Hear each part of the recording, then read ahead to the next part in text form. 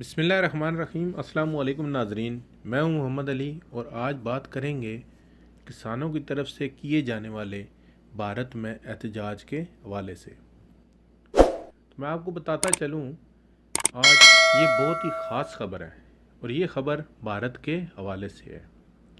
भारत में किसानों की तरफ से किए जाने वाले एहतजाज में बहुत ज़्यादा तेज़ी आ चुकी है। भारतीय हुकूमत और उनकी रियासत बहुत बुरी तरह फंस चुकी है और इन किसानों का मामला इंतहाई शिद्दत इख्तियार कर चुका है और बहुत ज़्यादा तूल पकड़ चुका है।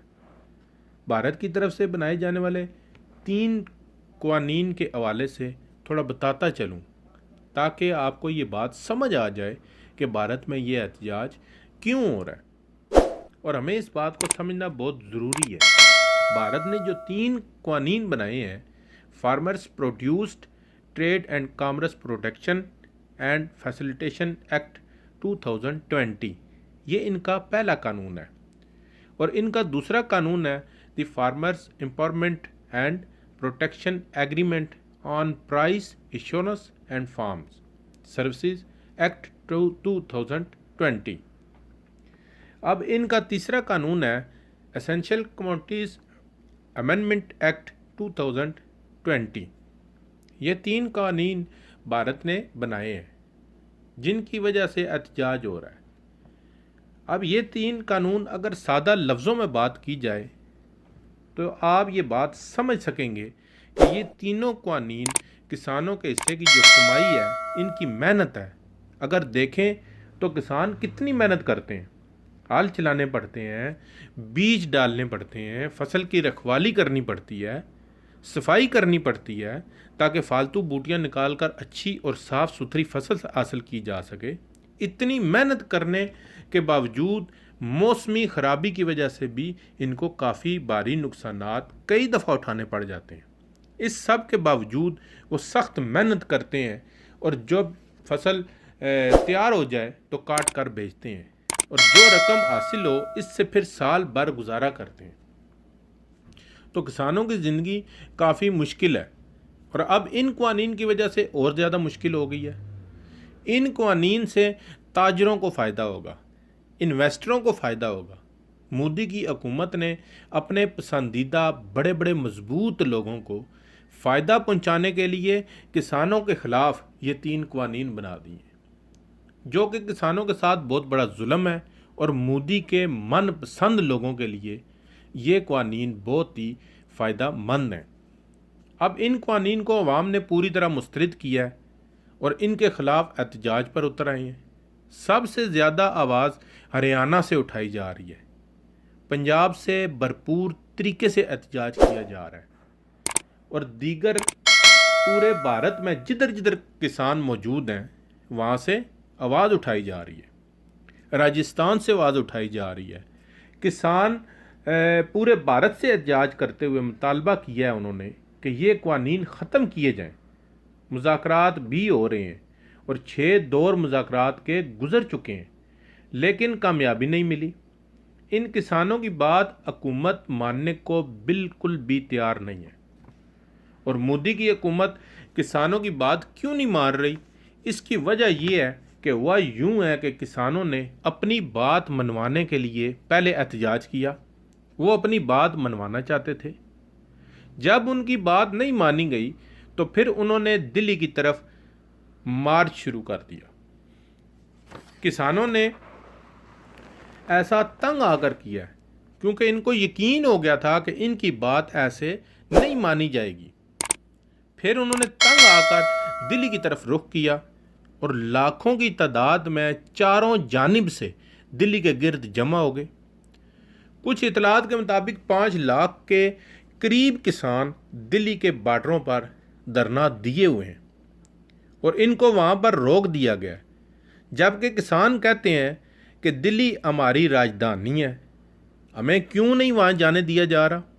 और ये सब लोग किसान हैं, ये कोई सियासी लोग नहीं हैं, ना कोई सियासी मकसद लेकर वहाँ जमा हुए हैं। वह ये है कि जब इनके मुतालबात नहीं माने गए तो ये लोग दिल्ली की तरफ चल पड़े और इनको टार्चर किया गया, इनको मारा गया, इनको ज़ख्मी किया गया, इन पर हमले किए गए। इसके बाद मजबूरन किसानों ने कॉल दे दी, सब किसान दिल्ली चलो। तो तकरीबन 5 लाख के करीब लोग इस एहतजाज में शामिल हैं अभी, जिनमें अक्सरियत हरियाणा के लोगों और पूरे इंडिया से आए हुए सिखों की है। वो दिल्ली के बॉर्डर पर मौजूद हैं और वो दिल्ली में दाखिल होना चाहते हैं। पुलिस के साथ इनकी झड़पें हो रही हैं। दिल्ली के अंदर भी किसान जमा होकर एहतजाज कर रहे हैं। काफ़ी मुश्किल सूरत-ए-हाल बन चुकी है भारत के लिए। भारत की हुकूमत और इंतज़ामिया को इस वक्त होश के नाखुन लेने चाहिए। इनके लिए काफ़ी मुश्किल खड़ी हो चुकी है, लेकिन वो अभी तक कानून बदलने पर रजामंद नज़र नहीं आ रहे। अब दुनिया में इस नाइंसाफ़ी पर एहतजाज भी शुरू हो गया है। सिखों ने खालिस्तान का नारा लगाना शुरू कर दिया है। वो कहते हैं कि अगर ये दिल्ली हमारा नहीं है, अगर दिल्ली में हमारी बात नहीं सुनी जाती, हमारी फसलों की कीमत हमारी बजाय कुछ मोदी नवाज लोगों को इससे फ़ायदा दिया जाता है, तो पैसा इनकी जेब में जाएगा। अगर हम और हमारे बच्चे गरीब के गरीब ही रहेंगे तो फिर ये मुल्क हमारा है ही नहीं। सिख अब खालिस्तान की बात कर रहे हैं और बहुत ऊंची आवाज़ में ये बात कर रहे हैं। उधर खालिस्तान के नारे लगाए जा रहे हैं और वहाँ पाकिस्तान जिंदाबाद के भी नारे लगाए जा रहे हैं। उधर पाकिस्तान के झंडे भी लहराए जा रहे हैं। ये सूरत-ए-हाल दिल्ली के पास हो रही है। इसका कभी भारत तसव्वुर भी नहीं कर सकता था। सिख रहनुमा चाहते हैं कि पाकिस्तान इस मसले में मुदाखलत करे। वो चाहते हैं कि पाकिस्तान का मीडिया इस इशू पर बात करे, सियासतदान इस इशू पर बात करें, लेकिन पाकिस्तान ने अभी तक इस इशू पर ज़्यादा बात नहीं की है। लेकिन दुनिया भर में इस मसले पर बात होना शुरू हो गई है और ये सिखों की वजह से हो रहा है। यूके में एहतजाज हुआ है, अमेरिका में बहुत से सिखों ने एहतजाज किया और कनाडा में बहुत बड़े पैमाने पर सिखों ने एहतजाज किया। सिखों के इस एहतजाज पर कनाडा के वज़ीर-ए-आज़म ने एक मरतबा पहले भी इन किसानों के हक़ में आवाज़ उठाई थी कि इनके साथ बहुत जुल्म हो रहा है, इनके साथ बहुत ज़्यादती हो रही है, ये किसान पुरअमन एहतजाज कर रहे हैं और हुकूमत को चाहिए कि वो इनकी बात सुने। लेकिन इसके जवाब में भारतीय हुकूमत ने कनाडा के वज़ीर-ए-आज़म को वार्निंग देते हुए मना किया था कि आप हमारे अंदरूनी मामलात में दखल अंदाजी न करें। लेकिन आप सिखों की ताकत का मुजाहरा देखें कि कनाडा के वज़ीर-ए-आज़म को दोबारा कहना पड़ा है कि कनाडा इन पुरअमन एहतजाज करने वालों के साथ कनाडा खड़ा है और वो इन किसानों की हमायत में खड़े हैं और इनको भरपूर तौर पर इनकी हमायत करेंगे और वो भारतीय वार्निंग को किसी खातर में भी ना लाए। दुनिया के कई और ममालिक में भी आवाज़ें उठाई जा रही हैं। इंसानी हकूक़ की तंजीमें भी इस मसले पर आवाज़ उठा रही हैं और इन किसानों के साथ ज़्यादती करने पर भारत में बहुत मुश्किल वक्त शुरू हो गया है। भारतीय मीडिया भी जलती पर तेल का काम कर रहा है। भारतीय मीडिया किसानों के हवाले से ऐसे बात कर रहा है जैसे ये लोग बाहर से आए हुए हैं, ये भारतीय हैं ही नहीं। भारतीय मीडिया इस किस्म की बातें करके प्रोपेगेंडा इन अपने किसानों के ख़िलाफ़ कर रहा है। भारत लगातार जुल्म व बर्बरियत करता चला जा रहा है। आसाम हो या कश्मीर, और अब अपने ही किसानों पर जुल्म व ज़्यादती कर रहा है, सिर्फ़ और सिर्फ चंद उन आराम खोरों को नवाजने के लिए जिन्होंने इस हुकूमत को बनाने में पैसा लगाया था। अब किसान इन कवानीन के ख़िलाफ़ एहतजाज कर रहे हैं। असल में हुआ ये है कि जिन लोगों ने बीजेपी की हिंदुवाता के नज़रिए पर आरएसएस की हुकूमत बना कर दी, जिन्होंने इन्वेस्टमेंट की, इनकी सोच ये है कि अब वक्त हाथ से जा रहा है। पता नहीं अगली दफ़ा ये हुकूमत, ये इक़्तिदार इनको मिलता है या नहीं। वो अपना इन्वेस्ट किया हुआ पैसा वापस लेना चाहते हैं और भारतीय हुकूमत इन लोगों को नफ़ा देने के लिए इस किस्म के अजीबो गरीब कानून बना रही है, जिससे किसानों की मेहनत का पैसा इन लोगों की जेब में जाएगा जिन लोगों ने इन्वेस्टमेंट की हुई है, इलेक्शन पर पैसा लगाया हुआ है। और भारतीय हुकूमत ने अपने इत्तेहादियों के साथ मिलकर ये कानून पास कर लिया है, जबकि अपोजिशन ने इस कानून से मुकम्मल तौर पर बाइकाट किया है।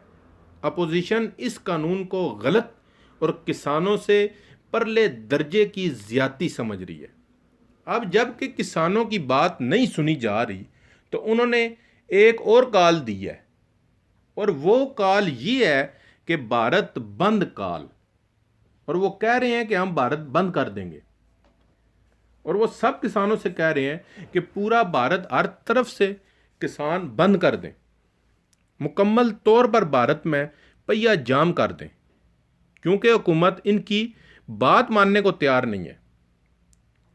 और किसानों ने भारत बंद करने का किसानों को बोल दिया है।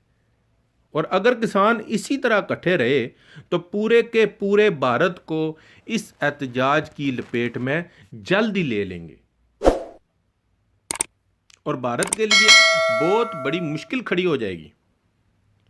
और भारत की जो बैंक यूनियंस हैं, जो बैंकों में बनी होती हैं यूनियंस, उन्होंने भी किसानों का साथ देते हुए इन कवानीन को मुकम्मल तौर पर मुस्तरद किया है, इन कवानीन को गलत और किसानों के साथ बहुत बड़ी ज़्यादती करार दिया है। इसी वजह से भी भारतीय हुकूमत को बहुत बड़ी परेशानी का सामना है। अगर ये लोग भी किसानों के साथ खड़े होकर एहतजाज में शामिल हो जाते हैं तो भारतीय हुकूमत एक और बड़ी मुश्किल में फंस सकती है। भारतीय हुकूमत के हक में बयान देने वालों की तरफ से पाकिस्तान पर भी इल्ज़ाम लगाया जा रहा है। भारतीय मेजर आर्या ने अपनी ट्वीट में कहा है कि आईएसआई और आईएसबीआर इसके पीछे है, और जो खालिस्तानी लोग हैं, जो खालिस्तान बनाना चाहते हैं, इनकी मदद की जा रही है। गोल्डन टेम्पल पर भी बात करता है ये, और मज़ीद वो कहता है कि किसानों से गुजारिश है कि वो ऐसे अनासिर से बचें, और मुज़ाकरात कामयाब हो रहे हैं। जबकि अगर गौर करें तो ये मेजर आर्या क्यों ऐसा कह रहा है, ये मसला बहुत बड़ा है, ये कोई आम बात नहीं है, कोई छोटा सा मसला नहीं है। ये मसला भारत के लिए काफ़ी पेचीदा है। वो इसलिए कि पहले कभी इतनी बड़ी तादाद में किसान इकट्ठे नहीं हुए। दिल्ली को आज दिन तक किसी ने इस तरह घेरा नहीं है। वहाँ के इदारे, पुलिस, सब के सब बेबस हो गए हैं। किसानों के साथ वो क्या कर सकते हैं? जान से तो वो मार नहीं सकते, क्योंकि वो किसान भारतीय शहरी हैं। अब जब के वहाँ पर खालिस्तान के नारे लगते हैं तो वो अपनी शर्मिंदगी बचाने के लिए पाकिस्तान पर इल्ज़ाम लगाते हैं कि इसके पीछे पाकिस्तान है। वो ये नहीं सोचते कि ये जुल्म भारतीय हुकूमत ने किया है। अब ये जो मुज़ाकरात हो रहे हैं कि इस किस्म का डंडोरा पीटा जा रहा है, तो इसकी वजह से इनकी सांसें फूल गई हैं। इससे साफ पता चल रहा है कि भारत कितनी मुश्किल में है। किसानों ने इनको घेरे में ले रखा है, और ये इनके लिए एक इंतहाई मुश्किल वक्त है। भारत इन कवानीन को वापस लेने से घबरा रहा है। अगर ये कवानीन वापस हो गए तो ये एक मिसाल बन जाएगी कि भारत के अंदर हुकूमत कोई अगर गलत कानून बना ले तो फिर ज़बरदस्त तरीके से एहतजाज के नतीजे में कानून को वापस लिया जा सकता है। और ये अगर मिसाल कायम हो गई तो हर कोई अपने हक के लिए खड़ा हो जाएगा, और वो इसी तरह से अपना हक लेने की कोशिश करेगा। भारत में इस वक्त बहुत ही बदतरीन हुकूमत है। वो इंतहा दर्जे के जालिम और जाबिर लोग हैं। वो लोगों के साथ ज्यादती करना जानते हैं, उनका हक खाना जानते हैं, उनको कत्ल करना जानते हैं, उनको मारना जानते हैं, अपनी आवाम के साथ जुल्म और ज्यादती के पहाड़ तोड़ना जानते हैं, लोगों को उनके हकूक देना नहीं जानते। मेजर आरिया के ट्वीट से अंदाज़ा लगाया जा सकता है कि जो ज्यादती ये अपने लोगों के साथ कर रहे हैं, अपनी आवाम के साथ कर रहे हैं, इस भारत के रिहायशियों के साथ कर रहे हैं, इसका इल्ज़ाम भी पाकिस्तान पर लगा रहे हैं। ये इनकी घबराहट है। इस एहतजाज के नतीजे में खड़ी होने वाली मुश्किलात और इनके इस एहतजाज के नतीजे में क्या कुछ सूरत-ए-हाल पैदा हो जाएगी, ये सोच सोच कर वो परेशान और बौखलाहट का शिकार हैं। वो इस एहतजाज को संभाल नहीं सकते। इन किसानों को वो अपने हकूक दे नहीं सकते, क्योंकि इस हुकूमत के पीछे उन इन्वेस्टरों का हाथ है जिन्होंने इस हुकूमत पर इलेक्शन में पैसे लगाए हैं। अब उन्होंने अपना पैसा वापस निकालना है, इसलिए ये हुकूमत बेबस है और इन किसानों को इनका हक किसी सूरत भी नहीं देना चाहती। और इसके नतीजे में खड़ी होने वाली मुश्किलात के पीछे पाकिस्तान को जो है ना जी इल्ज़ाम ठहराया जा रहा है, और ये लोग अब पाकिस्तान पर इल्ज़ाम लगा रहे हैं और बिला वजह पाकिस्तान को बीच में मुलव्वस कर रहे हैं। लेकिन ये इनका अपना किया कराया है। भारत ने मुसलमानों के साथ जुल्म किया, भारत ने ईसाइयों के साथ जुल्म किया, अब भारत सिखों के साथ जुल्म कर रहा है, किसानों के साथ ये लोग जुल्म कर रहे हैं और परले दर्जे की ज्यादती कर रहे हैं ये लोग। भारत ने वहां पर जात पात का ऐसा निज़ाम जारी रखा हुआ है जो पूरी दुनिया के अंदर आपको कहीं और नहीं मिलेगा। भारत को ये हुकूमत अजीबो गरीब तरीके की रियासत बनाकर दुनिया के सामने पेश कर रही है। कभी अजीबो गरीब किस्म की बातें करके दुनिया के सामने ये भारत का मजाक उड़वाते हैं, कभी क्या कर रहे हैं, कभी कोई समझ नहीं आ रही इन लोगों की कि ये लोग क्या कर रहे हैं। अपनी ही अवाम के साथ ज्यादती कर रहे हैं, उन्हीं के हकूक छीन रहे हैं, उनको हकूक देने के बजाय उनके हकूक छीने जा रहे हैं। इसी वजह से भारत में एहतजाज हो रहा है। मुसलमानों के साथ इन्होंने जुल्म किया, सिखों के साथ इन्होंने जुल्म किया। इस किस्म की मिसालें आपको पूरी दुनिया में किसी और मुल्क में नहीं मिलेंगी। ये लोग पता नहीं भारत को किस किस्म की रियासत बनाकर इन्होंने रख दिया है, और ये सब के लिए खतरा बना हुआ है इस वक्त। भारत इस पूरे खित्ते के लिए खतरा है। तो इस सारी सूरत-ए-हाल में सिखों का इकट्ठा हो जाना, किसानों का इकट्ठा हो जाना और एक जगह पर खड़े हो जाना, एक ही बात पर कायम हो जाना, वाज़िया करता है कि भारत के लिए बहुत सारी मुश्किलात बढ़ रही हैं। किसानों के साथ की गई इस ज्यादती का मुदावा भारतीय हुकूमत को हर सूरत करना पड़ेगा। भारतीय हुकूमत को इस वक्त भी होश के नाखन लेने चाहिए। भारतीय हुकूमत अगर अब भी होश में ना आई और इस बात को ना समझा कि अमन ही सारा कुछ होता है, तो बहुत बड़े नुकसानात का सामना भारत और भारतीय हुकूमत को हो सकता है, क्योंकि ये अपनी ही अवाम पर जुल्म करने पर तुले हुए हैं। कल उन्हीं लोगों से इन्होंने वोट हासिल करना है, उन्हीं लोगों की दी हुई वोट से ये इस मुकाम पर पहुंचे हैं। और अवाम की ताकत बहुत बड़ी ताकत होती है। यही किसी भी वज़ीर आज़म को, किसी को भी ये मुंतखब करते हैं, और चाहें तो जब चाहें ज़ोर लगाकर एहतजाज के ज़रिए किसी भी ज़रिए से उसको अपनी सीट से हटा भी सकते हैं। ये आरएसएस के दहशतगर्दों को, मोदी जैसे दहशतगर्दों को इस चीज़ पर सोचना चाहिए। आज इन सिखों ने, इन किसानों ने आवाज़ उठाई है। जो जुल्म ये इन्होंने मुसलमानों के साथ किया है, असम में हो, कश्मीर में हो, किसी भी मुकाम पर हो, सिखों के साथ इन्होंने जुल्म किया है, इसका भी मुदावा इनको भुगतना पड़ेगा। ये परले दर्जे की दहशतगर्द हुकूमत है। ये कोई भारत के लिए अच्छी हुकूमत किसी सूरत भी नहीं है। ये कोई भारत के लिए अच्छा काम नहीं कर रहे, ना भारत की आवाम के लिए अच्छा काम कर रहे हैं। ये इसी के साथ इजाज़त चाहूँगा। अल्लाह हाफिज़। पाकिस्तान जिंदाबाद।